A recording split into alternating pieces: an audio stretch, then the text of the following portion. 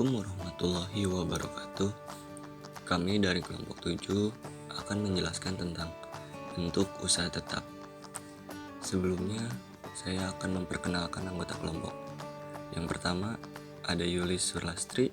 Kedua, Faizun Nazib Al-Barohin. Ketiga, Rahmat Nofrianto. Yang keempat, Fahri Farurija. Dan yang kelima, Muhammad Nurdana Damani. Oke, kita langsung ke materinya. Pengertian bentuk usaha tetap. Apa itu bentuk usaha tetap? Bentuk usaha tetap adalah bentuk usaha yang dipergunakan oleh orang pribadi yang tidak bertempat tinggal di Indonesia. Orang pribadi yang berada di Indonesia tidak lebih 183 hari dalam jangka waktu 12 bulan. Dan badan yang tidak didirikan dan tidak bertempat tinggal kedudukan di Indonesia untuk menjalankan usaha atau melakukan kegiatan di Indonesia. Bentuk usaha tetap yang menjadi subjek pajak. Yang pertama, tempat kedudukan manajemen. Yang kedua, cabang perusahaan. Yang ketiga, kantor perwakilan. Keempat, gedung kantor. Yang kelima, pabrik. Yang keenam, ada bengkel. 7 gudang. 8 ruang untuk promosi dan penjualan. 9 pertambangan dan penggalian sumber daya alam. Yang 10 wilayah kerja pertambangan minyak dan gas bumi. Kemudian 11 perikanan, peternakan, pertanian, perkebunan atau kehutanan. Yang 12 proyek konstruksi, instalasi atau proyek perikatan. 13 pemberian jasa dalam bentuk apapun oleh pegawai atau orang lain sepanjang dilakukan lebih dari 60 hari dalam jangka waktu 12 bulan. 14 orang atau badan yang bertindak selaku agen yang kedudukannya tidak bebas. 15 agen atau pegawai dari perusahaan asuransi yang tidak didirikan dan tidak bertempat kedudukan di Indonesia yang menerima premi asuransi atau menanggung resiko di Indonesia. Kemudian yang terakhir 16 komputer, agen elektronik atau peralatan otomatis yang dimiliki, disewa atau digunakan oleh penyelenggara transaksi elektronik untuk menjalankan kegiatan usaha melalui internet.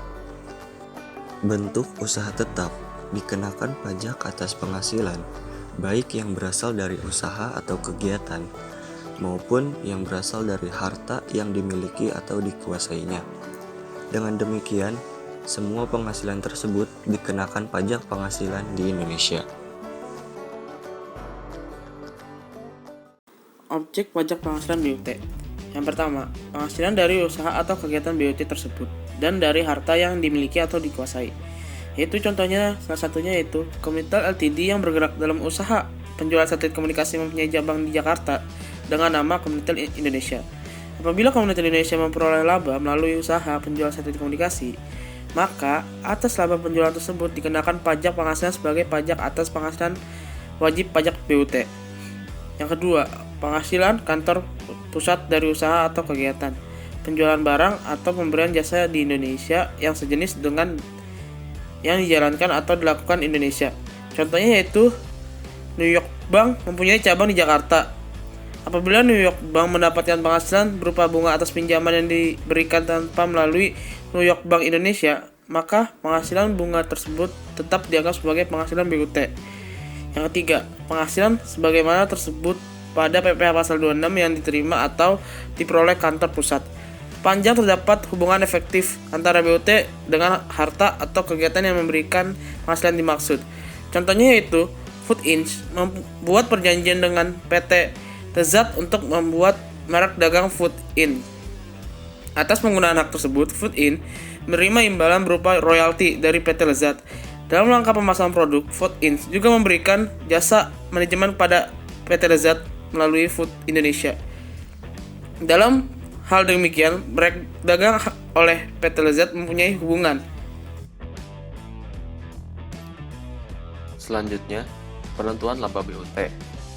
Dalam menentukan besarnya laba BUT, ada beberapa ketentuan yang harus diperhatikan, yaitu yang pertama, biaya administrasi kantor pusat yang diperbolehkan dibebankan adalah biaya yang berkaitan dengan usaha atau kegiatan BUT yang besarnya ditetapkan Direktur Jenderal Pajak. Yang kedua, pembayaran oleh BUT kepada kantor pusat yang tidak diperbolehkan dibebankan sebagai biaya adalah yang pertama, royalti atau imbalan lain sehubungan dengan penggunaan harta, paten, atau hak-hak lainnya. Yang kedua, imbalan sehubungan dengan jasa manajemen dan jasa lainnya. Terus yang terakhir, bunga, kecuali bungaan yang berkenaan dengan usaha perbankan. Nama saya Rahmat Nofrianto, saya akan melanjutkan pembahasan mengenai penentuan laba BUT pada slide sebelumnya. Sebagai konsekuensinya, atas pembayaran seperti tersebut di atas, yang diterima atau diperoleh BUT dari kantor pusat tidak dianggap sebagai objek pajak kecuali bunga yang berkenaan dengan usaha perbankan. Perlakuan pajak atas penghasilan kena pajak dari suatu BUT yang dinyatakan kembali di Indonesia.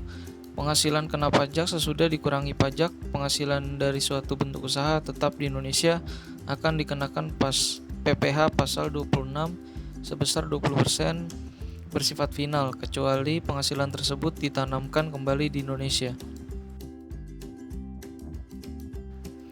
Selanjutnya, penanaman kembali tersebut harus memenuhi persyaratan sebagai berikut. Yang pertama, penanaman kembali dilakukan atas seluruh penghasilan kena pajak setelah dikurangi pajak penghasilan dalam bentuk penyertaan modal pada perusahaan yang baru didirikan dan berkedudukan di Indonesia sebagai pendiri atau peserta pendiri.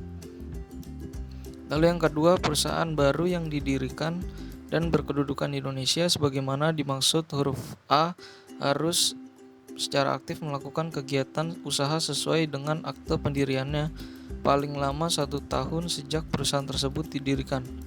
Lalu yang ketiga, penanaman kembali dilakukan dalam tahun pajak berjalan atau paling lama tahun pajak berikutnya dari tahun pajak diterima atau diperolehnya penghasilan tersebut. Dan yang terakhir, tidak melakukan pengalihan atas penanaman kembali tersebut paling singkat dalam jangka waktu 2 tahun sesudah perusahaan baru tersebut telah berproduksi komersial. Selanjutnya, saya akan menjelaskan cara perhitungan bentuk usaha tetap. Misalkan, Foods Indonesia yang merupakan bentuk usaha tetap mempunyai penghasilan kena pajak dalam tahun 2009 sebesar 1 miliar. Nah, kita ingin tahu berapa sih penghasilan pajak atas bentuk usaha tetap tersebut? Cara perhitungannya adalah diketahui penghasilan kena pajak sebesar 1 miliar, maka PPh terhutangnya adalah 25% dikali penghasilan kena pajak sebesar 1 miliar adalah 250 juta. 25% itu adalah tarif pajak bentuk usaha tetap. Nah, sekarang kita tahu penghasilan kena pajak bentuk usaha tetap sesudah dikurangi dengan pajak penghasilan, yaitu 1 miliar dikurangi 250 juta adalah 750 juta. Atas penghasilan tersebut akan dikenakan pajak lagi sebesar 20% dikali 750 juta atau sama dengan 150 juta. Namun, apabila atas penghasilan kena pajak bentuk usaha tetap sesudah dikurangi pajak penghasilan tersebut yang sebesar 750 juta ditanamkan kembali di Indonesia, maka atas penghasilan tersebut tidak dipotong pajak. Jadi, tidak ada pemotongan pajak penghasilan sebesar 20% atau sebesar 150 juta. Sekian presentasi dari kelompok kami, kurang lebihnya kami mohon maaf. Wassalamualaikum warahmatullahi wabarakatuh.